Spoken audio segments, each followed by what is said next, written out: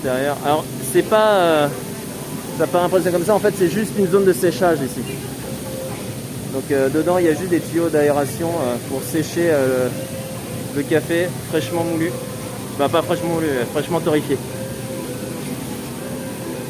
Ce qui ça passe, c'est que tout circule par les tuyaux qui sont au plafond. Donc les machines de torréfaction elles sont là.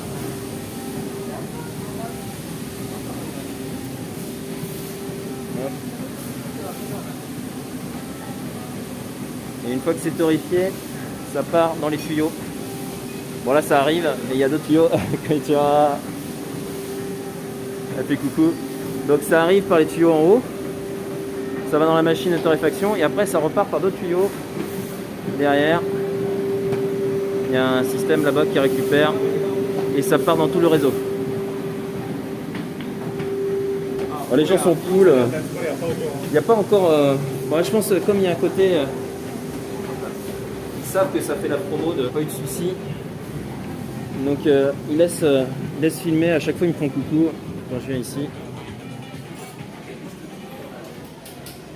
Je vais retourner au bureau, comme je disais, il y a du monde aujourd'hui.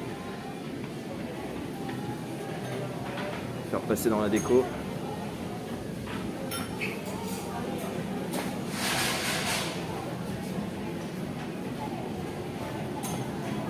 Donc c'est pour ça tous les tuyaux au plafond, c'est en fait c'est la circulation du café. Et ça arrive dans les différentes zones de stockage. Et en fait, vous avez des afficheurs comme ça qui vous disent ce que c'est, pourquoi c'est. Donc c'est assez cool. Allez, c'était la petite visite du Starbucks.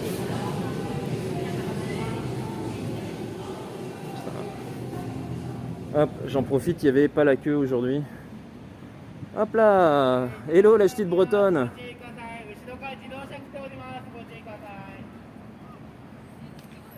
Donc c'est la visite du Starbucks signé Kumakengo qui est à côté du bureau.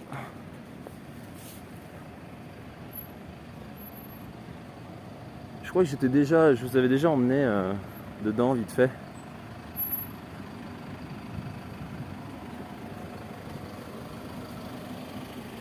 Normalement on réserve ici, il faut prendre un ticket ici. Et quand votre numéro est appelé, vous pouvez entrer là-dedans. Hop là. Reserve Roastery. Le bâtiment est beau en fait. Ce qui est vraiment sympa, c'est l'idée d'avoir fait comme une usine de café. Et on prend son café dans l'usine quoi. Donc c'est assez sympa.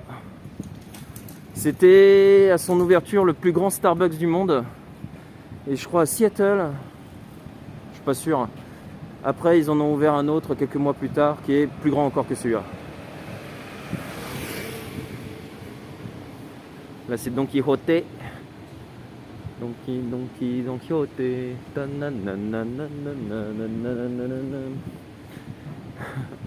Donc, je disais en ce moment, il y a des travaux au bout sur le canal. Ils sont en train de profiter que l'hiver est sec pour creuser un peu plus le canal. J'ai pas très bien compris ce qu'ils étaient en train de faire. J'ai l'impression qu'ils sont en train de faire une sorte de seconde voie plus profonde. Donc le Japon se prépare toujours, anticipe les catastrophes. Ils en ont souvent subi et maintenant ils anticipent de plus en plus. Alors les cafés sont variés. Bon, alors dans ce Starbucks Roastery, oui. Vous savez que Starbucks c'est souvent du blend et ils rajoutent plein de petits saveurs dessus parce que finalement c'est basique, on sait même pas d'où il vient. Mais justement, comme les petits cafés étaient en train de cartonner, Starbucks devait de réagir et ils ont créé en fait les roasteries, les réserves. Et pour dire, bah regardez, nous aussi on est capable de faire du bon café. Mais c'est cher pour ce que c'est moins cher dans les petits. Il y a une pelleteuse qui arrive.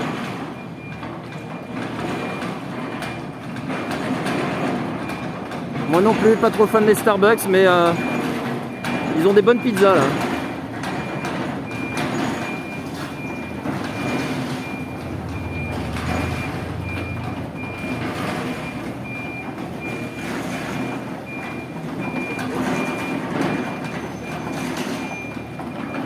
pas trop ce qu'il fait le gars.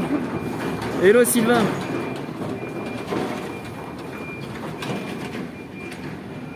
Je vais vous montrer, il y a plein de petits cafés. Alors il y en a beaucoup qui ont fermé à cause de la crise. Alors il y en a plein, quand ça marche bien un café en général, ils en font une chaîne. Donc là il y a le streamer.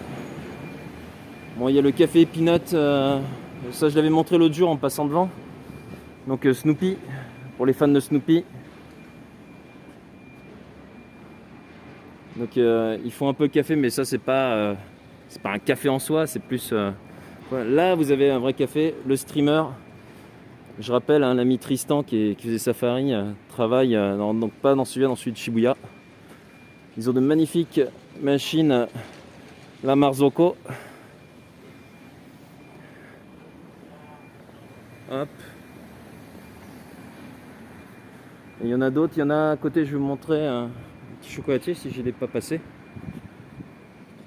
Donc il y a plein de petits comme ça cafés qui cartonnent bien, et en général, comme je dis, dès que ça marche bien, ils en font une franchise. Et donc il y avait le Sidewalk Café, vous allez voir, je vais vous le montrer, qui est à côté du bureau. Ils en avaient ouvert un deuxième dans le quartier, ça marchait beaucoup, donc ils en ont ouvert après 6 autres. Et actuellement, je crois, ils en ont plus que 4. Parce que, voilà, là dans le quartier, c'était ici avant le quartier des cafés. Il y en avait plein. Et il y avait beaucoup de Coréens qui faisaient des cafés tours. Ah, je crois que j'ai encore passé le... Mince, désolé, j'ai passé le chocolatier. C'était derrière. Là, ici, il y a une boulangerie un peu café. Mais depuis que ça a ouvert, là, il y a quelques mois, il n'y a jamais de clients quasiment.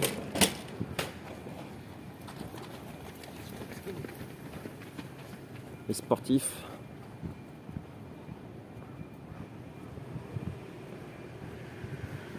Ouais, donc il y avait un café tour ici. Donc les Coréens, ils venaient et il y en avait partout. Et ils essayaient quasiment tous les cafés du coin. Donc il y en avait une dizaine. Là, je sais pas aujourd'hui combien il en reste.